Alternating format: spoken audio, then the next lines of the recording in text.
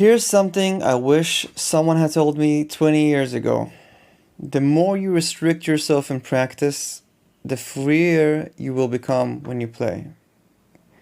You see, freedom, that sounds backwards, right?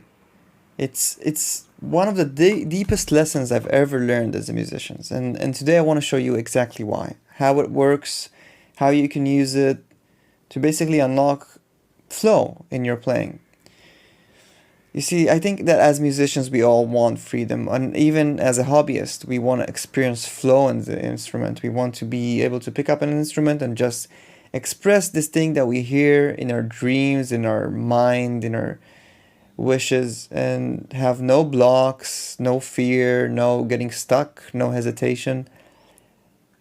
We want the sound that is in our head, the emotions that are in our hearts, to move straight through our fingers into sound, into air, into connection with whoever we're playing with, or maybe we're playing just alone. It doesn't really matter. The truth is, freedom with chaos doesn't really work. We need to create some type of foundation. There's many ways about going about creating a foundation in your playing, in your art. And if you don't understand your craft deeply, your instrument deeply, if your hands and ears aren't really connected yet, if you can't feel time and groove, even if it's free time, in your body, if you can't really hear harmony before you play it, or a melody before you play it, or imagine a contour or rhythm, then what comes out won't be freedom. It will be probably randomness. And randomness doesn't really move yourself or even the listener, I believe. It doesn't really create too much momentum. Randomness is very different than improvisation, I believe. There's a misconception, and I think that most people don't know actually how much practice goes into being able to become a great improviser or a great composer on the spot, who can just wish for something and it comes out. So that's why we work. That's why we train. We work on our craft and we prepare. And that's why the best players still practice the basics of flow every day. We study harmony, voice leading. In guitar players' case, it's fretboard fluency because of the fretboard matrix. We develop time feel. We listen a lot, listen very deeply. Some transcribe or compose. Because without that foundation of really knowing harmony, melody, rhythm deeply, there's no really mechanism for flow. And without that flow, there's no freedom. It's actually just like a language. Just like being able to express your heart, you want to have words. And rhythm, let's talk about rhythm, because rhythm is actually, it's everything, and it's not spoken of. It's harder to speak on rhythm, but I feel that we can talk about rhythm more. You can play the most beautiful melody, set of notes, but if it doesn't hit inside a specific pulse that is intentional, it won't really have much weight, and it won't really move any listener, honestly. It won't land, it won't have this dance or breath to it. So when I practice, I try to spend a lot of time to play anything I'm working on as if I am now playing it to an audience. It has a weight, it has pulse, it has momentum, even if it's an exercise. If you're not practicing anything you're practicing, even if it's exercise or anything, as if you're playing it live to an audience who's listening, you're kind of missing out on a lot of potential and wasting a lot of time. You can lock in grooves, you can work on sequences with specific accents and articulation, or claves within a specific thing you're working on. Even if you're working on a scale, you can have different ways of applying rhythms into that, and dynamics and articulation. Basically embodying all of this materials into your body. You become the material, you become a timekeeper, a vessel for all of this musical information. And you put that into your practice, and when you can feel that in your chest, in your hands, in your feet, in your imagination, you embody that as part of the language that you will later use to express. And everything you play will start to breathe, it will feel more alive. Because this feeling of rhythm and shape connects us, connects language, and grabs us from a very, very primitive place, which is good. So it's not just about learning the harmony and the melody, it's also about embodying it on almost an automatic, primitive level. It's not about just playing in time, it's about playing and living inside the time. And this is why playing with other musicians is actually super powerful, also not spoken enough. Playing with great drummers, great piano players has helped me more than anything. Even when I studied at fancy music colleges, the biggest benefit I got is actually from playing with great musicians, great drummers, piano players, bass players. Each instrument has a lesson to teach you. Each instrument has some form of intelligence that another instrument doesn't have, and you can learn a lot of it. And a history of how they practice and learn, and the exercises they do. So if you stay very open from learning from any instrument, no matter what style, you will really open yourself into more freedom and discovery of who you are as a musician. You have to listen, you have to respond when it's necessary, and breathe inside this thing, like this world that is called music. And you stop thinking about yourself. It's not really about you.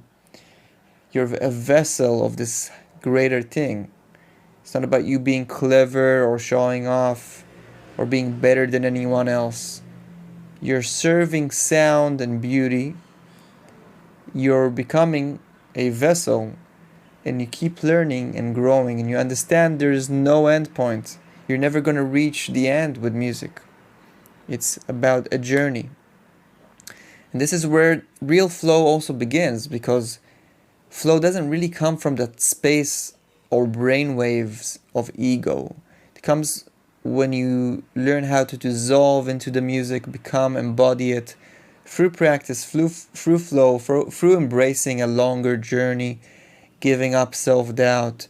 It goes very, very deep. From coaching many guitar players and musicians, I noticed the patterns of self-doubt and limited beliefs and a lot of these stuff. Lack of embodying foundations. So a student might say, I already know triads and voice leading. Yeah, but does he know it to an extent where it's part of his voice, of how he expresses beauty? Playing with others forces you to be humble, listen, be present. And if you're playing live, you need to be in the moment and deliver. And that's also a great doorway to freedom if you learn how to be very prepared for that specific show, and then learn also how to let go. Charlie Parker said something like, learn all your scales, your patterns, your ideas, and when it's time to play live, forget about everything and just play.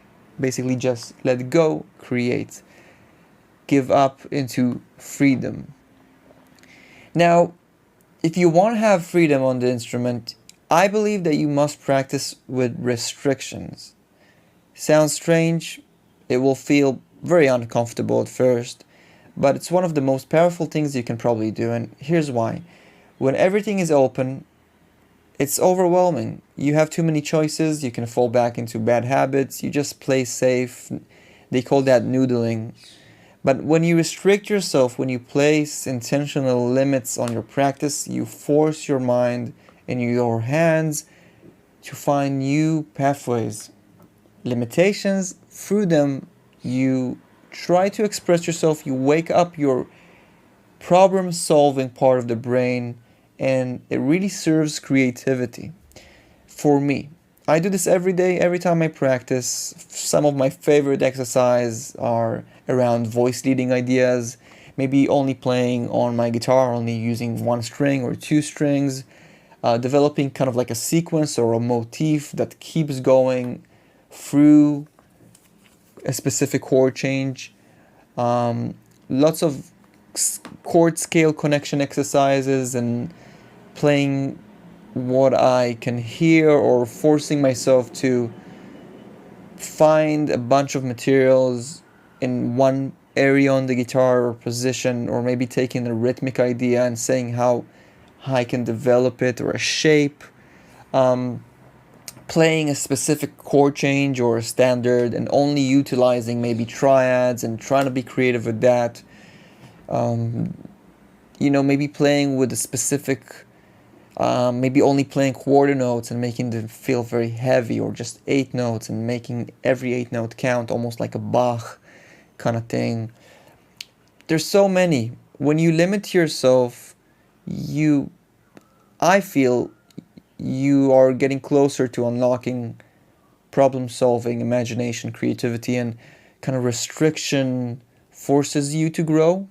It shapes instincts, deepens connection between your imagination, your inner hearing, and your hand. It teaches you to tell a story with less. And there's a beautiful paradox, I believe, in that, which is when you can tell a story with less, when you can move people with simpler ideas, then when you remove the restrictions, you will sound more free. And things that you would never expect would just happen spontaneously.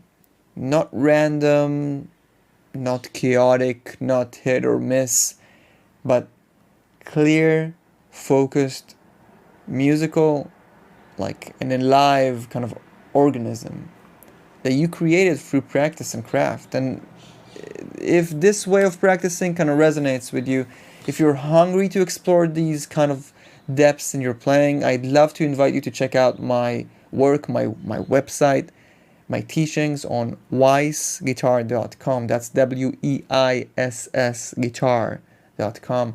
That's where I share my philosophy, my lessons, my coaching programs, opportunities, my courses. If you feel the calling to that, you can also just reach out to me, apply to study with me directly. It wasn't until I started practicing more with restrictions that things really changed, and embodying everything I learned.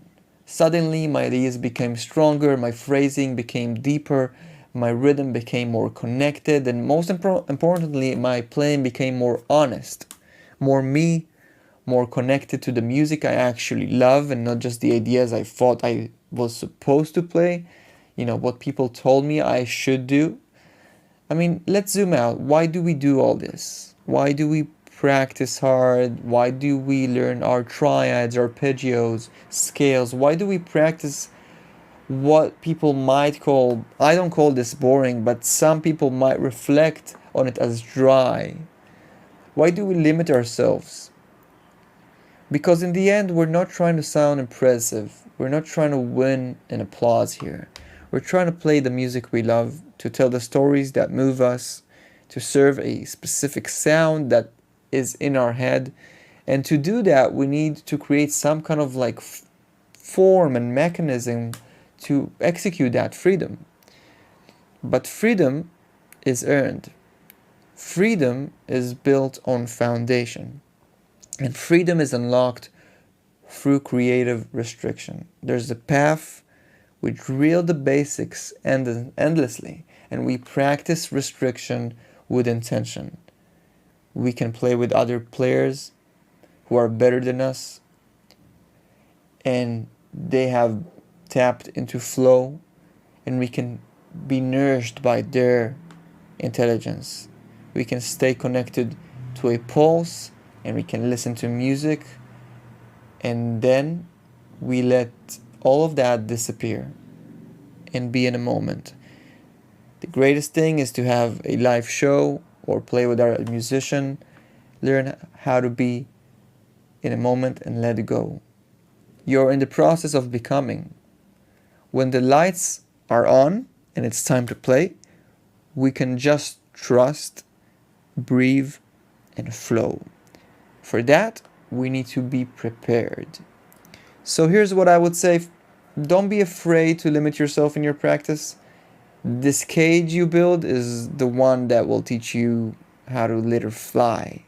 The walls you place around these exercises you do are the ones that will sharpen your ears and open your voice. And when you do step out on stage or in a studio or even in your room just playing alone, you'll find that your playing is lighter, your ideas are clearer, you're more prepared, your ideas can develop naturally, and your sound is more in tune with what you actually want to express. That's the real freedom we're after, I believe. So if this path speaks to you, if you want to go deeper, I invite you to join or visit weissguitar.com. That's WEISS guitar.com. You'll find all my programs there, and anything you want, you can reach out. And until next time, stay inspired, keep practicing, and remember, freedom through restriction.